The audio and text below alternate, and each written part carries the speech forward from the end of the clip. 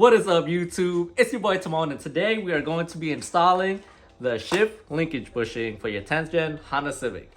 This will work with the 10th gen Type R, SI, base model. As long as it's a manual, it'll work. Alright, so this mod basically helps stabilize your shifter so it won't have side-to-side play as much. I did install this on my 10th gen SI and I did notice a big difference. Some people say that they do feel a big difference, others say they don't feel anything at all. You can honestly buy this to replace your OEM bushing because the OEM bushing sucks. It's rubber, it's probably ripped. If you have a couple thousand miles, 100,000 miles on your Civic, I mean, what better way to buy another bushing that will probably last way longer than the OEM bushing. All right, let's get to unboxing this bad boy. Oh, you already know the drip. These are basically it. It's just these two little bushings. And it tells you which side down to install this at. So, I mean, it's going to be pretty straightforward. All right, so here's what I'm talking about. This is before the bushing upgrade. So right now, I do have the stage 3 fully adjustable short shifter. But as you guys can see, there is side-to-side play, even with the fully adjustable short shifter. So first, a little bit of slop. Second, it's just small side-to-side play. I mean, it's really tight, but to make it more sound like a bolt action rifle, we're gonna do this small upgrade and see the difference. So the first step is to basically remove the intake that you have, stock or aftermarket. I currently have the aftermarket intake, so I won't exactly show you guys how to take off the intake, but I'm just gonna time lapse it to where we'll take the intake off.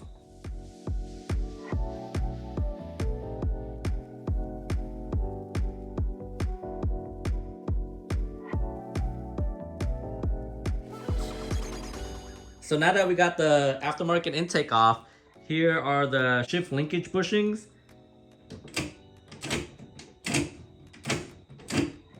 So that's basically it. As you're shifting through the gears, you guys can easily see that's where it is. Literally right under the intercooler piping. So basically to remove this clip, I'm just pulling it out like that. This little loop right here, you just want to pull it apart and then pull it back and it should just come out. So same thing with the other side, the smaller bushings over there. So here's the smaller bushing. So same thing. It might be harder only because it's such a small, tight space that you're working with, but if there's a will, there's a way. There's a way. And if there's a way, there's a will. Like that. You see that? That's exactly how I had it. So I basically just pushed this like that. When I knew it was loose, I had my fingers held onto it and I pulled it out like that. So I removed this piece on the top of the bushing right here. So there is an easier way to access this. You would want to remove the battery and then the charge pipe right here, but we're doing it more of a shortcut way. Just be careful because you could damage the cable back there, but we're gonna do it really carefully so that way that doesn't happen. So it's kind of a shortcut.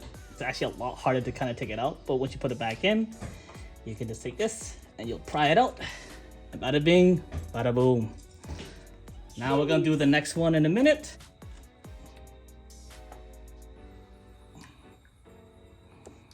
It is almost out. You can see it like twisting upwards.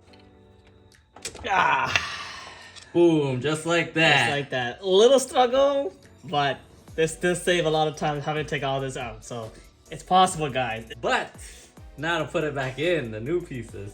Oh, we got the small piece right here, guys. This one goes to the struggling part that I just put on there. You guys can't see it. It needs to focus more. So we're basically gonna put the smaller end piece first since that was the most difficult to take out. Yep. But yeah, so basically the flat top is what goes on top, just like that. And then you're gonna put the cotter pin in. And it should just slide right in.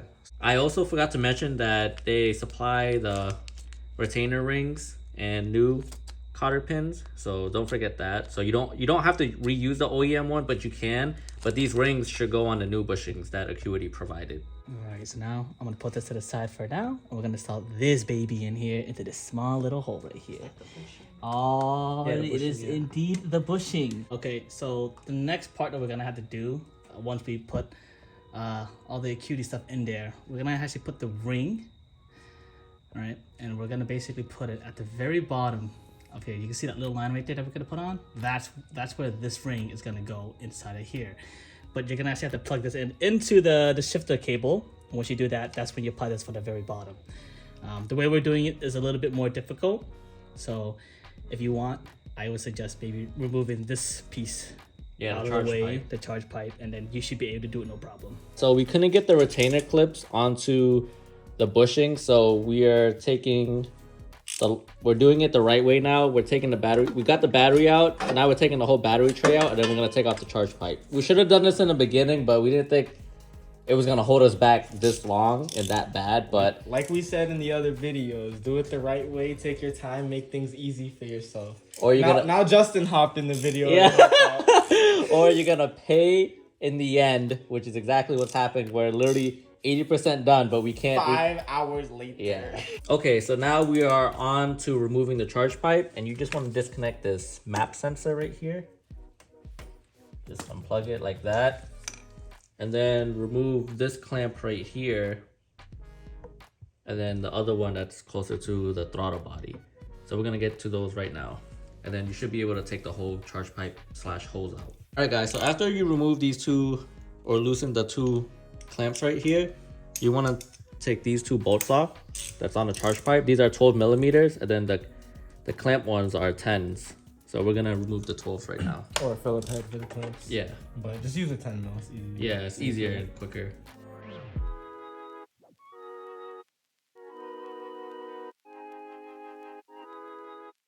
All right, guys. So now that you got your intercooler piping removed, you are gonna want to basically place it on top, and then if you guys can see, there's two bolts right over here. That one, yep, and then one right below it.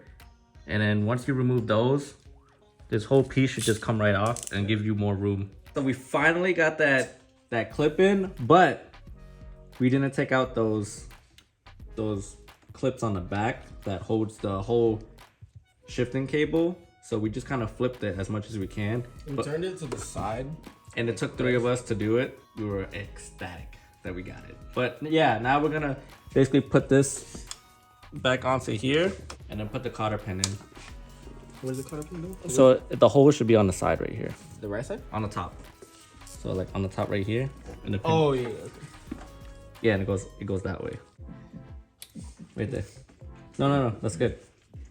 Just one? I'm pretty sure it was one. I mean, when we took the stock one out, it was only on one. Was it Reagan? What? Was it only on one cotter pin, like in the middle? Yeah. Oh, okay. Yeah. I'm gonna leave it then. The next one should be honestly a lot easier to put in. Yeah, so now we're on to the big one right here, which we save for last because it theoretically should be the easiest one. So this side down, so when you put it in a cable, you're just gonna put this down like this. So put this piece like that.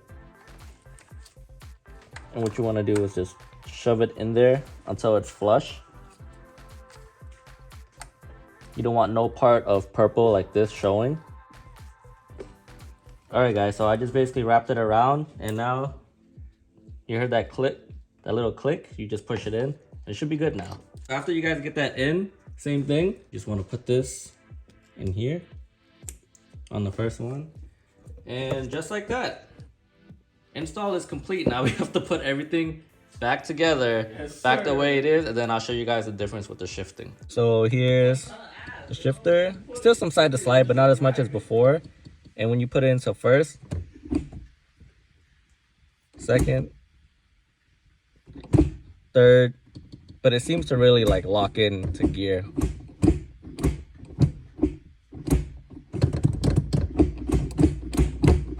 Well, yeah.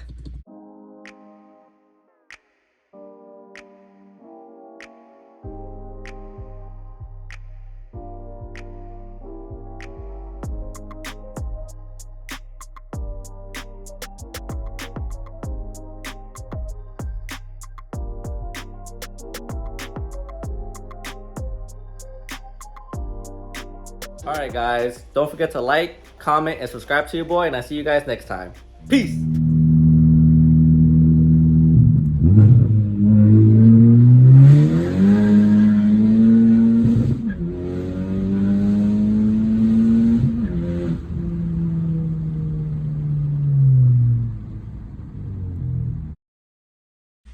get an EK or an EG Civic next, man. That's gonna be easy to work on. Come on. No. Come on. Help me out. No. Come on.